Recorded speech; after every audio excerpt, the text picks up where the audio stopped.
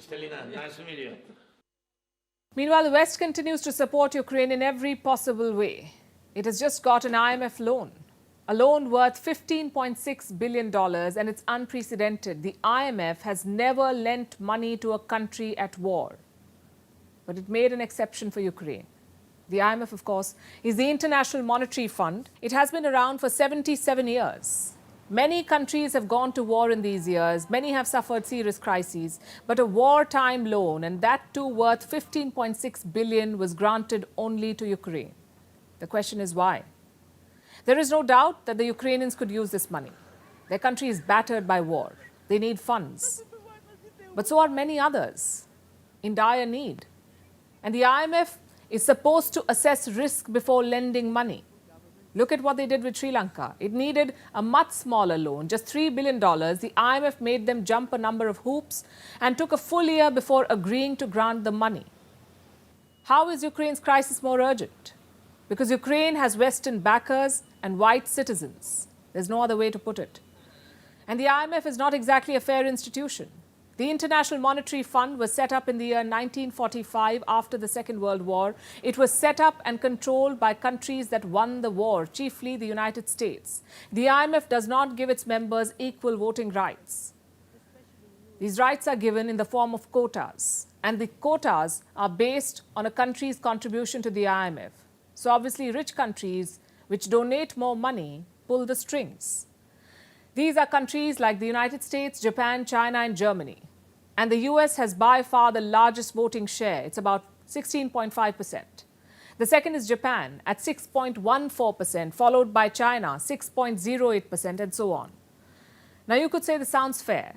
Those who fund the IMF should get a bigger say on how these funds are used. But there's more to it.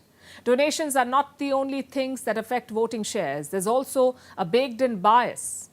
You need a supermajority of 85% of the votes to change vote shares. How do you see the game? The US controls 16.5% of the IMF votes. It effectively holds the veto power over changing representation. And Washington can bully the institution into doing its bidding. Which brings us back to the case of Ukraine. You see, till last Friday, Ukraine was not eligible for a loan from the International Monetary Fund. That's because it was at war, and war obviously poses a massive risk for any lender, including the IMF. So Ukraine was ineligible. But then a rule was changed.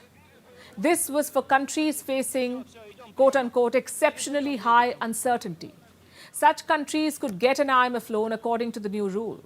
And the IMF did not explicitly state that this change was for the benefit of Ukraine, but it did not have to. It was obvious. A few weeks ago, US Treasury Secretary Janet Yellen was in Kiev. It was a surprise visit, like most visits to Ukraine now. She announced another $1.2 billion in economic aid to Ukraine.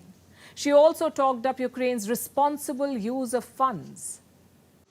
We welcome President Zelensky's ardent commitment to handling these funds in the most responsible way. Our delivery partners at the World Bank have instituted robust safeguards for transparency and accountability. And the U.S. government has deployed independent third-party monitors to bolster oversight. Washington has directly given Ukraine over $14 billion in economic aid. This is over and above the billions in military aid. The total crossed $50 billion some time back. And it might start pinching the U.S. to keep funding Ukraine. So what do? They rope in one of their lackey institutions. The rules are changed and more money is pumped into Ukraine. It just shows how America can back allies despite risks and how it can overwrite all rule books. People starving in broken economies do not matter. Those waiting for days in line to buy fuel and food do not matter.